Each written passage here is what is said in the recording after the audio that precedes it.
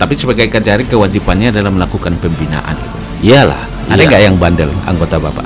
Selalu saja kegiatan pembinaan itu harus dilakukan terus menerus. Iya. Setiap hari tidak boleh bosan. Itu seperti rutin. Dia bukan sesuatu yang given gitu.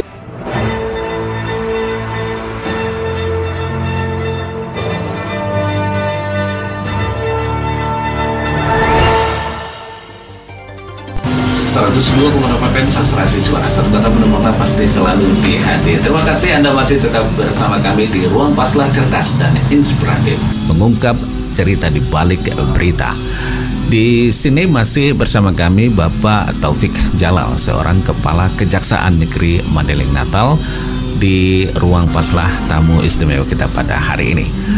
Nah, Pak Taufik ini kita di ujung nih, sekitar 10 menit lagi saya sita waktunya karena memang di tengah kesibukan dalam menghadapi situasi di Mandailing Natal ini tentu banyak banyak program-program yang harus dijalankan gitu Pak.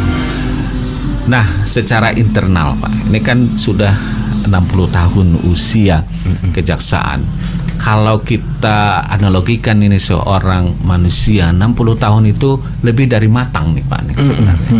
Sudah matang, mestinya sudah menjadi harapan masyarakat.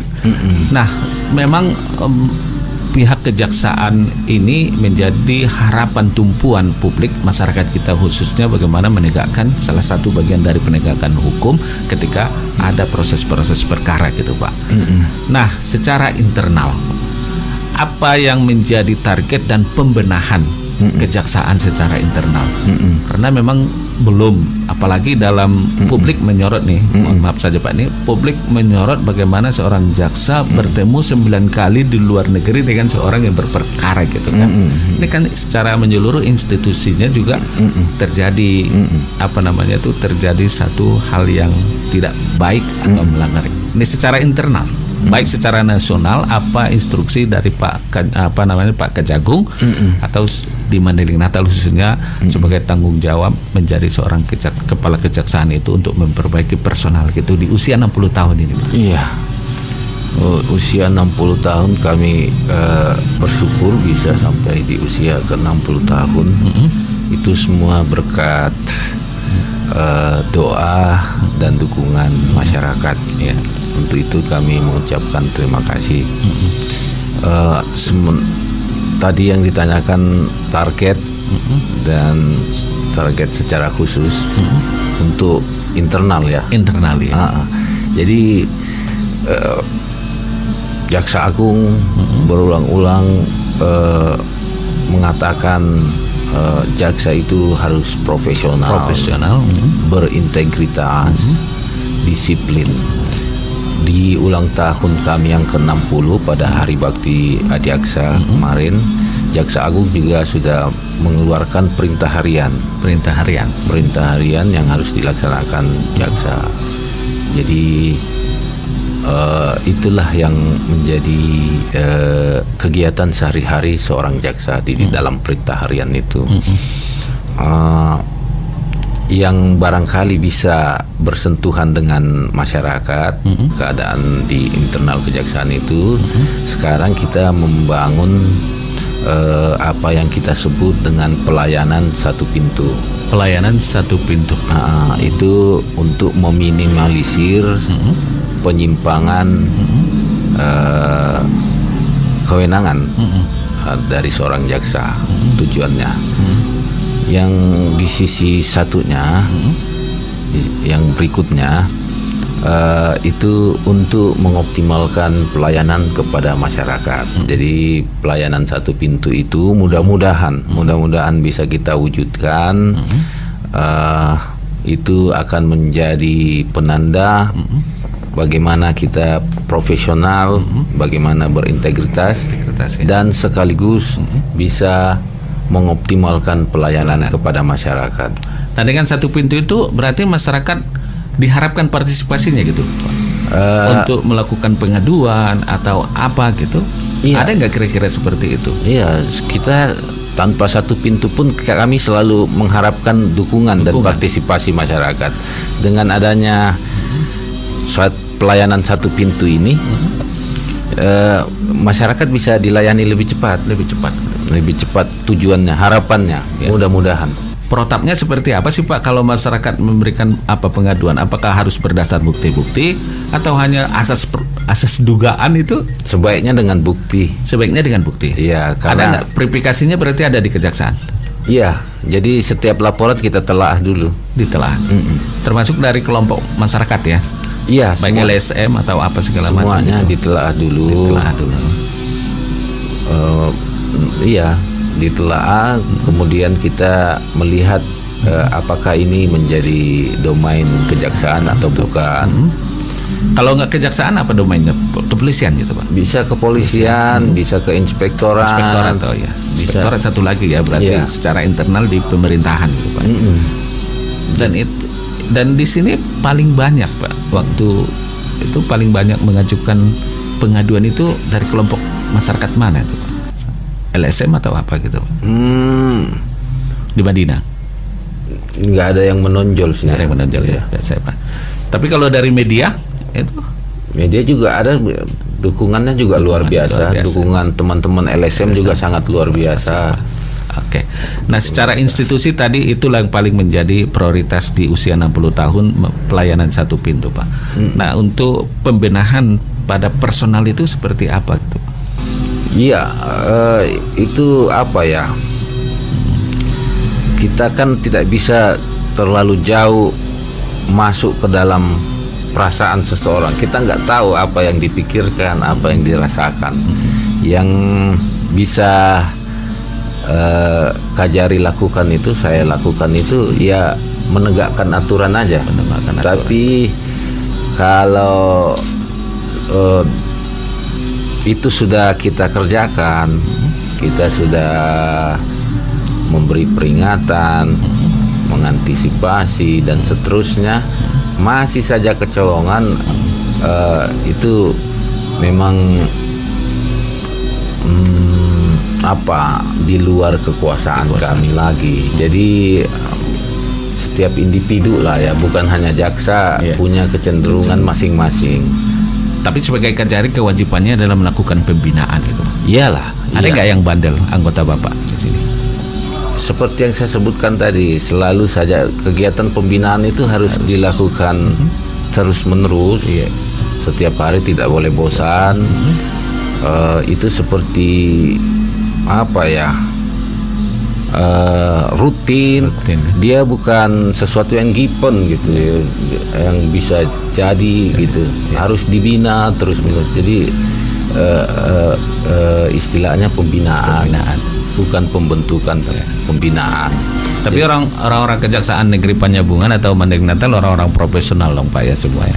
Mudah-mudahan begitu, itu barangkali saya sangat senang kalau dikatakan oleh masyarakat, bukan kami yang mengatakan. Kalau masyarakat Madinah mengatakan seperti itu, saya betul-betul apresiasi. Wah, luar biasa senangnya saya. Bedanya kalau orang yang ini personal Bapak secara institusi misalnya di tingkat kejaksaan itu dengan daerah lain beda ya?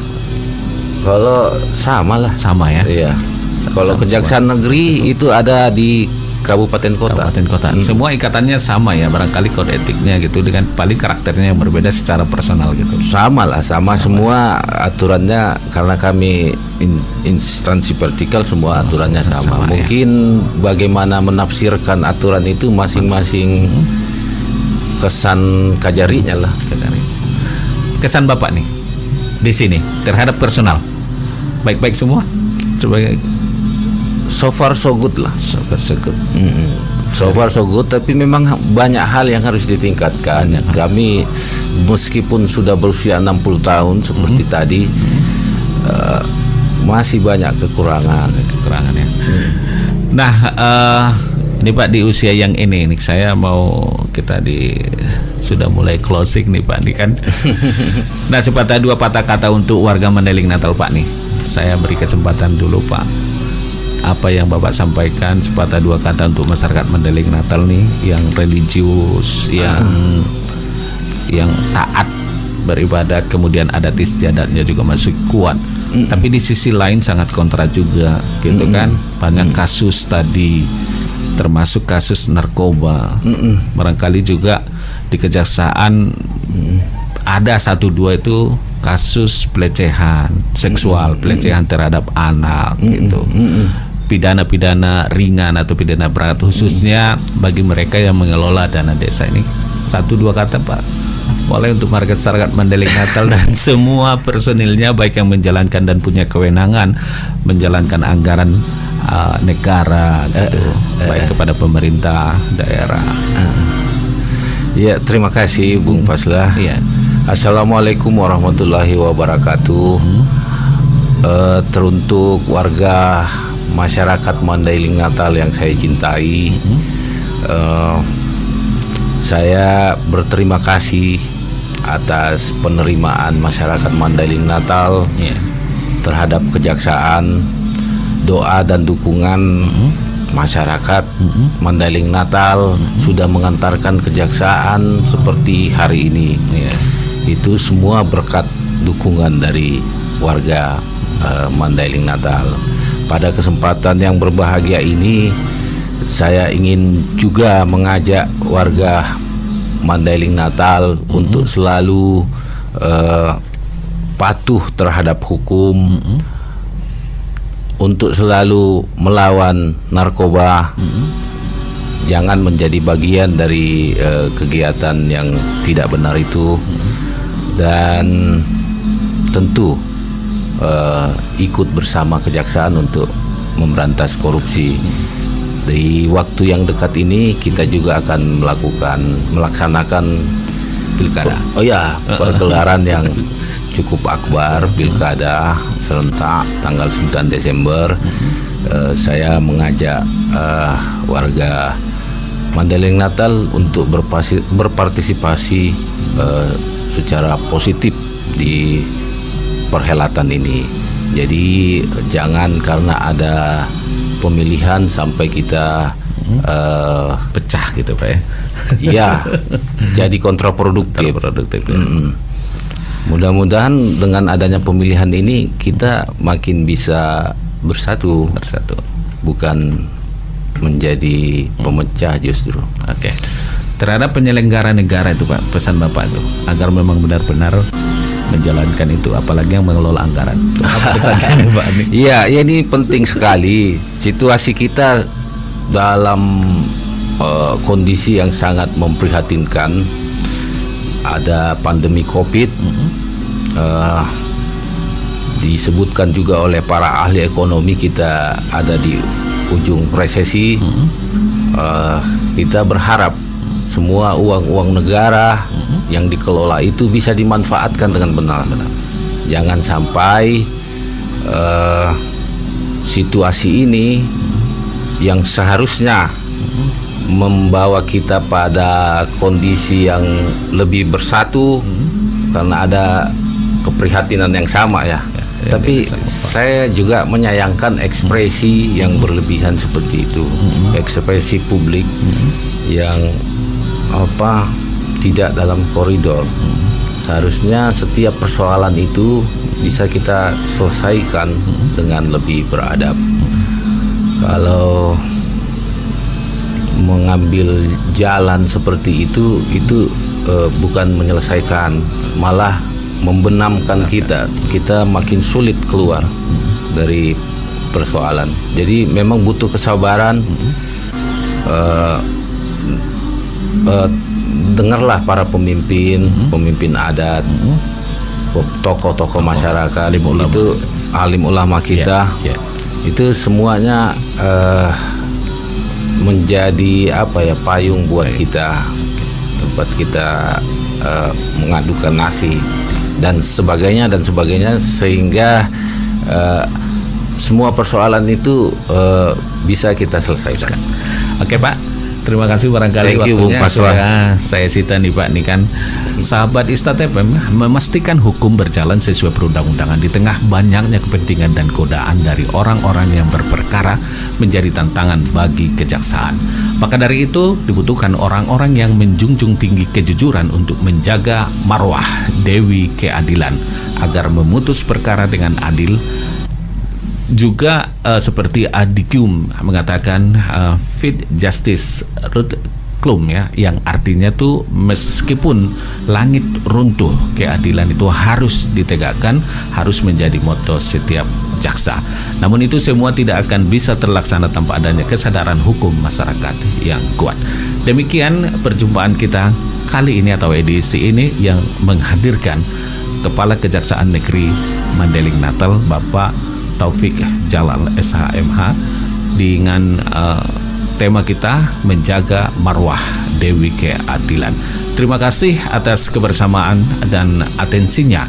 Apa yang kami sampaikan ini menginspirasi kita semuanya, dan tentunya kita juga diharapkan untuk lebih taat dan patuh pada aturan yang sudah ditetapkan, dan jangan sekali-kali melanggar hukum yang sudah kita sepakati. Ini semua dilakukan agar hidup masyarakat lebih baik, lebih sejahtera. Demikian saja, mohon maaf kami jika ada hal-hal yang kurang berkenan di hati Anda semuanya. Kita akan jumpa minggu depan dengan tema dan narasumber yang berikutnya. Wassalamualaikum warahmatullahi wabarakatuh. Pas. 102.6 FM.